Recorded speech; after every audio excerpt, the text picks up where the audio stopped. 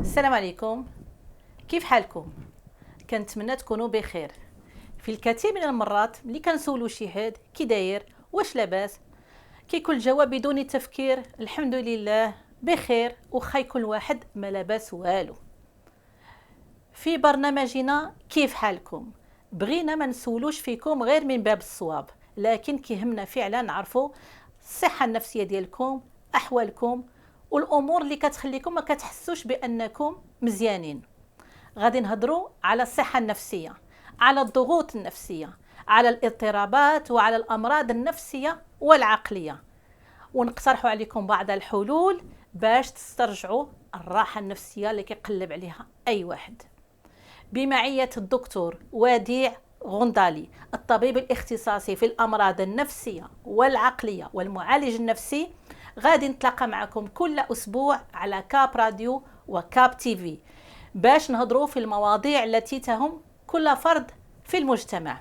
أهلا بكم دكتور وديع غندالي في أول حلقة من كيف حالكم، وسعيدة بأننا غادي نبداو مع بعضياتنا هذه التجربة اللي كنتمنى أنها تكون مفيدة للمستمعين للمشاهدين وللمتابعين ان شاء الله. شكرا بزاف، مرحبا بكم معنا في كيف حالكم. انا فرحت نديروا هذاك الشيء، نهضروا معكم، نعطيكم نصائح باش نتوما تعرفوا وما تبقاوش تمحنوا بحدكم.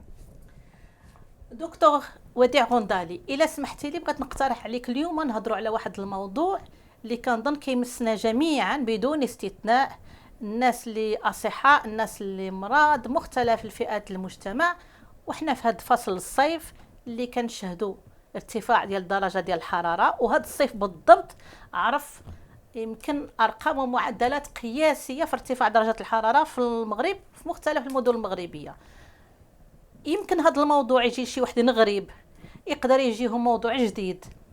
بغيت نعرف تأثير ارتفاع درجات الحرارة، واش عنده بعدا شي تأثير على الصحة النفسية، على الحالة النفسية للجميع، واش عنده تأثير على الصحة النفسية للمصابين ببعض الاضطرابات وبعض الأمراض.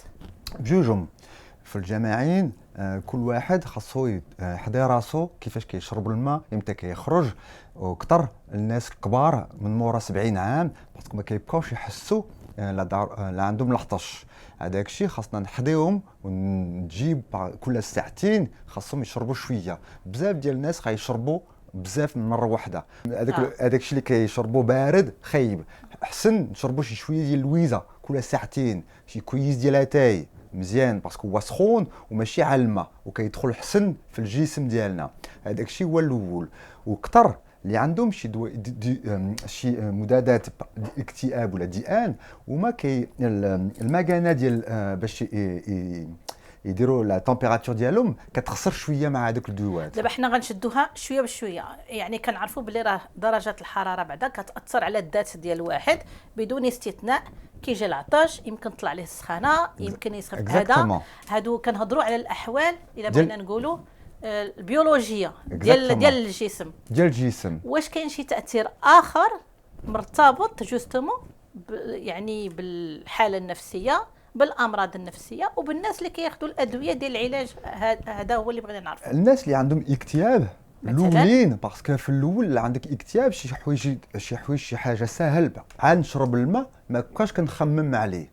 دونك خاصنا نحديهم. الدواء اللي كياخذوا مضادات الاكتئاب تا هما كيخسروا هذيك المكانه ديال لا تيرموريغولاسيون. دونك وما خاصهم يحضيو رسوم كثر من شي واحد اخر. واش التاثير ديالهم كيطلع كينقص ولا ما كيبقاش كيأثر؟ لا، الدوايات ما كيخليش الجسم ديالك يتبرد، دونك لا تمبيراتور كتطلع بوحدها ولكن ما كتحسش به. هو مشكل ان بروبليم امبورطون، مشكل كبير. باغ اكزومبل بور لي ران، باسكو الجسم ديالك الكلاوي الجسم ديالك ما الماء في الجسم ديالك غتبدا تهبط، غينشف الجسم ديالك وما غتحسش به، غتبدا تخلط، غتبدا تقلق وما غتعرفش منين جاي. على داكشي الا شربتي على الماء والماء بارد كثر، هذاك الشيء ما غيخدمش مزيان. خاصك تشرب شي حاجه سخونه ولا تياد ومع شي حاجه فيها سكون ابل لي سيل مينيرو باش الماء يدخل الأملاح مزيان. المعدنية. باش الماء يدخل مزيان. هذاك الشيء شي حاجه مزيانه في هذيك الوقيته ديال الحراره. في العشيه نشربوا شي شويه ديال الصبه. في 12 نشربوا باغ اكزومبل شي صبه ديال مطيشه فين غنزيدوا شويه ديال الملح شويه ديال كرفس باش الماء يدخل مزيان. خاصنا نبدلوا كيفاش كناكلوا في هذيك الوقيته. هذاك الشيء كلشي وناكلوا باغ اكزومبل دي فروي اللي غيجيبوا تا هما الماء بحال البطيح بحال الدلاع. هذاك الشيء غيعاوننا باش نزيد الماء في الجسم ديالنا وباش هذاك الشيء يدخل مزيان. لا شربتي الماء بارد الماء ساعه ما كيدخلش مزيان باسكو الجسم ديالك بالاول خاصو يسخن هذاك الماء عاد يدخلو، ولكن هذاك الماء ما فيش لي سال مينيرو وما غيشدش مزيان في الجسم ديالك. هذه النصائح صالحه لجميع الناس، ولكن انت كتاكد بالنسبه للناس اللي كياخذوا الادويه ديال مضادات الاكتئاب. اكزاكتومون وما كثر وما كثر واللي كياخذوا تا هما المضادات ديال الدهان تا هما عندهم هذاك المشكل. عندنا شي مشكل اخر اللي كياخذوا مضادات ديال القلق لي زونكسيوليتيك باسكو هما هذاك الادويه المهدئه. اكزاكتومون المهدئات لي كالمون. اكزاكتومون تو لي كالمون كينحسوا شويه كيرخيو والحراره حتى هي كدير هذاك الشيء. وبعد مره كيجي التنفس ديالك كيبدا يهبط بزاف. دونك خاصنا نحديو روسنا باسكو لا خديتي هذاك بحال كوم دابيتود لي تريتمون ديالك خاص بعد مره نقصوا شويه لي دوز. وهذاك الشيء النصائح اللي غنعطيه هضروا مع الطبيب ديالكم لا حسيتوا شي حاجه تزادت بحال ما بقيتش كنقدر نوض ولا نتحرك. دابا هادشي يا دكتور نورمالمون سي اكسبسيونيل لانه هاد الحراره اللي كنعيشوها هاد الصيف ويمكن السنه الماضيه يعني ماشي حراره عاديه. يمكن في شي وقت المناخ اللي كنعيشوه في المغرب واخا في الصيف يعني كيكون شويه خفيف الحراره ديالو، ما كانش يمكن يستدعي ان الاطباء يفكروا في هاد الحويجات انهم يبدلوا الدوزاج ولا شي حاجه. دابا خصنا نتادابطاو يعني ميم يعني من الناحيه الطبيه على هاد درجات الحراره. يعني الواحد ما كانش كيفكر كاع في هاد لي زاسبي. يمكن شي واحد اللي غيكون عنده ليبرتونسيون مثلا خاصو يحدي راسو يبدل لي دوز ديالو باسكو لا عنده الجسم ديالو ما بقاش كيشد مزيان الماء يفا ديزيدراتاسيون. اي لا ديزيدراتاسيون بحال اللي غطلع لا دوز ديال لو تريتمون. وبعد مره خاصنا نقصوا شويه سينو روترو افيك اون هيبوتونسيون لا تونسيون كتهبط بزاف. هذا الشيء يا دكتور مرتبط يعني بهذا الارتفاع درجات الحراره اللي كنعيشوا واحد الوضعيه غير مسبوقه. يعني سي اكسبسيونيل هذه الحراره اللي رجعنا كنعيشوها دابا.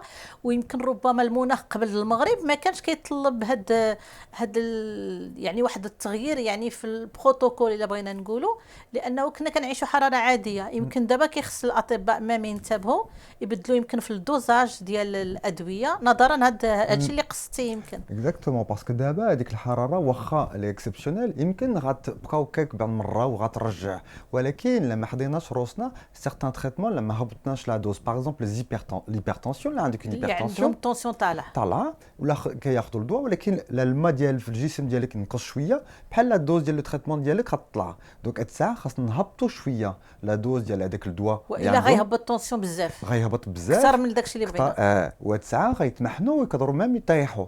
هذاك الشيء خاصنا كل واحد اللي غيكون عنده الدواء لو ديابيت لا طونسيون كلهم خاصهم يعرفوا هذه الوقيته ولا ينطلعوا ولا ينقصوا شويه باش هذاك الشيء ما يجيبش شي مشكل. وهذاك الشيء الطبيب باش نقول لك الحقيقه ما تعلمناش هذاك الشيء. انا يمكن في الافاك ما تعلمتش في الصيف خاصنا نبدلوا لي دوز ديال لي تريتمون، ولكن هذاك الشيء دابا بدا كيخرج. لو ام اس خرجوا اون غران ايتود منظمه الصحه العالميه قالوا في الصيف مع لا كانيكول اللي كتجي لو ريشوفمون كليماتيك اللي كنتعاملوا اللي وقع دابا في خاصنا نبداو نتعلموا داجوستي هذوك لي دوز ديالهم باش الناس ما غيتمحنوش. وهذاك الشيء كثر الناس تسافروا باسكو غيدوزو باغ اكزومبل شي ساعتين في الترين في الطوموبيل في الكار وهذاك في هذيك الوقيته ما غيشربوش مزيان ما غيتحركوش مزيان. دونك خاصنا نبداو نتعلموا نشوفوا ونقصوا شويه ديال الدواء ونطلعوا شويه. وهذاك الشيء ما يقدرش ما غنقدروش نديروه بوحدنا. خاصكم تهضروا مع الطبيب ديالكم اللي غيكون عنده اكتئاب ماشي بحال اللي غيكون عنده ادمان ولا لا طونسيون ولا الديابيت.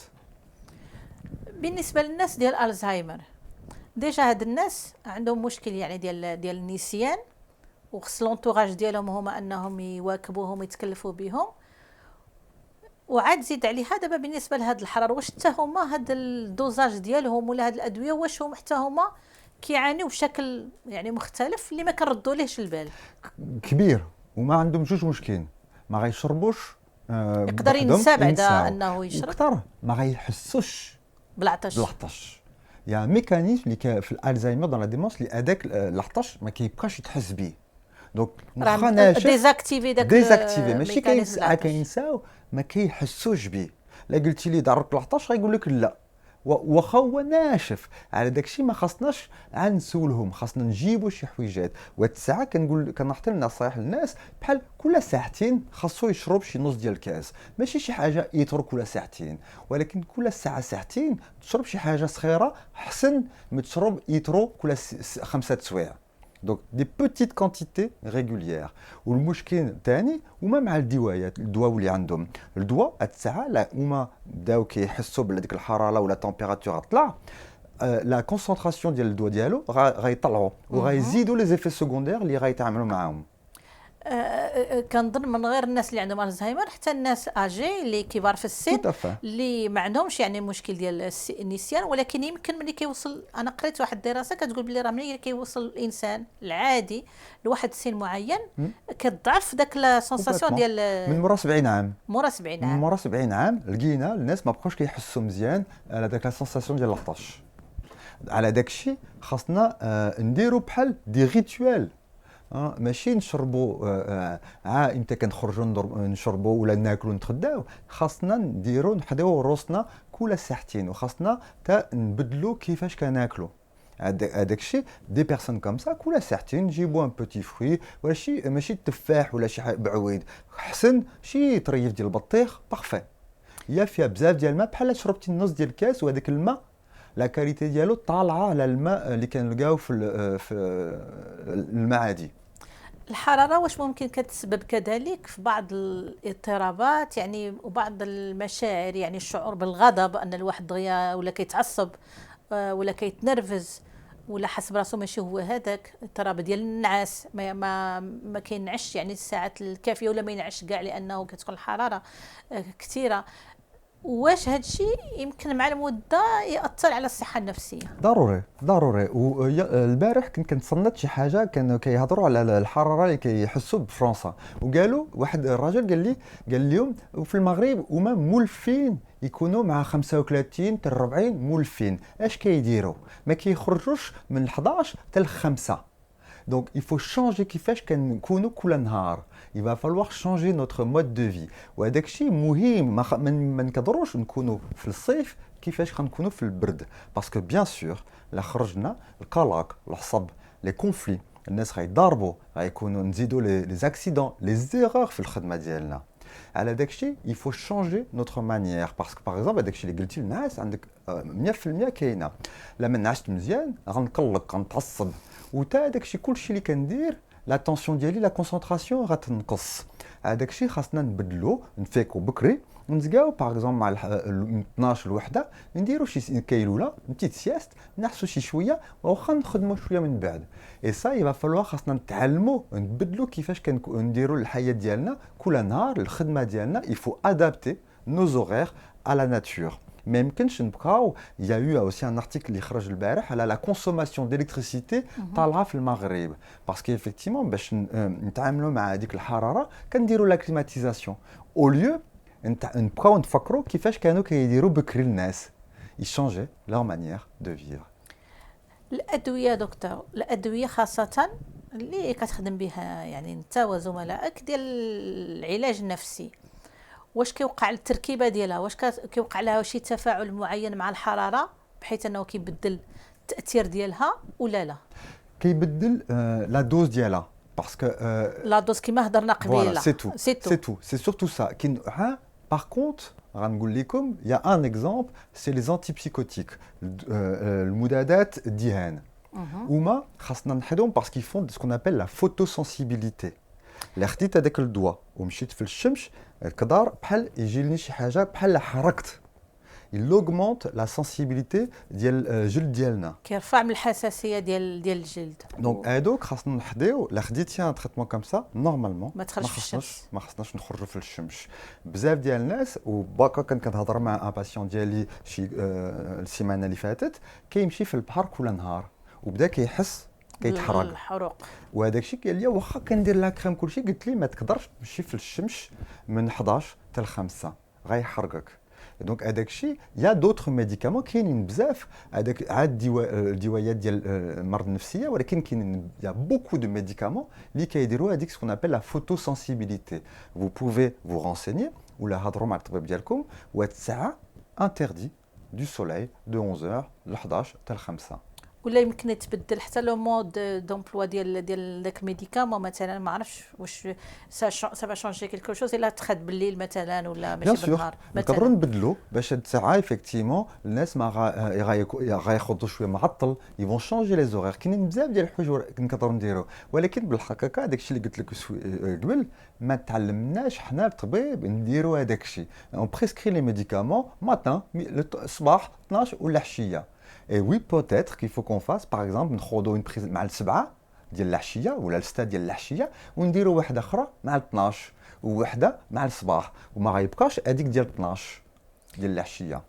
دكتور، في الصيف كنلاحظوا كذلك لأن كيكونوا الأصفار بزاف، التنقلات بزاف، كنلاحظوا ارتفاع ديال نسبة ديال حوادث السير. واش هذا الشيء راجع لأن كيكونوا التحركات كثيرة، ولا ممكن أن الحرارة وبالتالي الحرارة كتسبب في انعدام ولا الضعف ديال التركيز، وكتسبب كذلك يمكن في نوع من العصبية، الواحد معصب ما هذا، وبالتالي هادشي كيأثر على لو كونترول ديالو في لا كوندويت. ضروري بيان سور.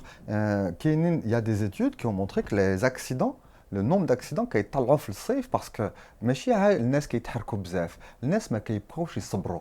Il y a même une étude qui avait montré الناس كيضربوا راجل مرتو on a une augmentation ديال les séparations. J'ai une personne qui m'a écrit après مشاو كانوا ساكنين في فرنسا وجا في المغرب بقاو كيدابزوا في هذاك لو تراجي وتفرقوا في الاخر، وهذاك الشيء en grande partie كيجي من هذاك الشيء ما بقيناش كنصبروا كنقلقوا في ساعه دو ريان على هذاك الشيء خاصنا نعرفوا نبردوا شويه، ولكن ماشي كنضربوا. En plus, il y a des accidents où شي وحدين malheureusement كيموتوا. Donc في الصيف هذيك الحراره بيان سور غيكون عندنا لا كليماتيزاسيون في لافوات في الطوموبيل، ولكن حتى هذيك لا كليماتيزاسيون ما كتهبطش لا تمبيراتور ديال الجسم ديالك. هذاك الشيء خاصنا نبركو، وانا في راسي نعرف مقلق شويه امتى غنمشي، دونك ما خاصنيش نسوق بحال دائما، وخاصة انا نقول اوكي فين غادي، الناس غيتسناوني واخا شويه معطل. اي افيكتيمون لا درنا هذاك الشيء كل نهار هو بروبابلمون غيعاونوا الناس. وحنا تقريبا الوقت ديال البرنامج براتيك منسلا. الا كانت واحد النصيحه وحده يعني اللي غيشدوها اليوم الناس المتتبعين من هذه الحلقه، هي ربما انهم هذا الشيء اللي ما كانوش كينتبهوا ليه قبل، اللي كيتناولوا الادويه ديال مضادات الاكتئاب مثلا ولا ديال الدهان ولا هذا، يتشاوروا مع الطبيب ديالهم ويفكروه، ربما علاش لا انهم هما يفكروا الطبيب ديالهم انهم يشوف واش كاينه ضروره انه يتبدل الدوزاج في هذه الفتره اللي كنعيشوا فيها هذا ارتفاع الحراره. هو بارفي، هو هذاك النصائح الاول هو هذاك يهضروا مع الطبيب باش افيكتيمون يشوفوا لا خاصهم ينقصوا ولا يطلعوا لا دوز ديالهم. هذاك هو النصائح الاول، هضروا مع الطبيب ديالكم لا عندكم شي مضادات ديال الاكتئاب ديال القلق ولا ديال الدهان. ابخي لو دوزيام كونساي اللي غنعطيه ديروا اون هيجين، كل واحد خاصو يكون عنده شي قرعه ديال الماء صغيره ديالو باش يشرب كل ساعه ولا كل ساعتين، وهذاك الشيء كثر على الناس اللي غيكونوا عندهم اكثر من 70 عام. والناس اللي كياخذوا عاوتاني الادويه ديال الطونسيون كذلك باغي، لان يمكن ليفي ديالو في الحراره كتطلع وبالتالي يقدر يهبط لهم الطونسيون اكثر من القياس. هذاك الشيء غنقول لك واخا ماشي عال دواء ديال المرض النفسيه، كل واحد اللي غيكون عنده الدواء خاصو يهضر مع الطبيب ديالو يفكروا دابا اش نخليو هذيك لا دوز، هذاك الشيء اللي خاصني ندير، كيف اش خاصني ندير لا حسيت هكاك، باش حتى هما يبداو يعرفوا هذاك الشيء. هادشي طبعا كنهضروا في الحراره اللي كتكون مثلا اكثر من 30 40 41. كنت غنقول لك اكثر من 38. أيه. علاش؟ باسكو الجسم ديالنا هو لا تمبيراتور ديالو هي 37 37.7 لا الا طلعت اكثر دونك 38 خاصنا نبداو نخمو باسكو سافو دير كو الجسم ديالنا دابا خاصو يبرد باسكو برا لا تمبيراتور اكثر من في الداخل. شكرا دكتور غادي عوض لي على هاد كاع على هاد النصائح وعلى هاد المعلومات المفيده جدا. الشمس مفيده بزاف، فيها فيتامين دي، ولكن ملي كتكون الحراره هذا تقدر تكون عندها مضار، دونك خصنا نديروا احتياطات ديالنا. اكزاكتومون. شكرا بزاف على هذيك الميسيون. شكرا، ونلتقي في الاسبوع القادم باذن الله. شكرا. التقي بكم في الاسبوع القادم باذن الله في موضوع جديد في كيف حالكم.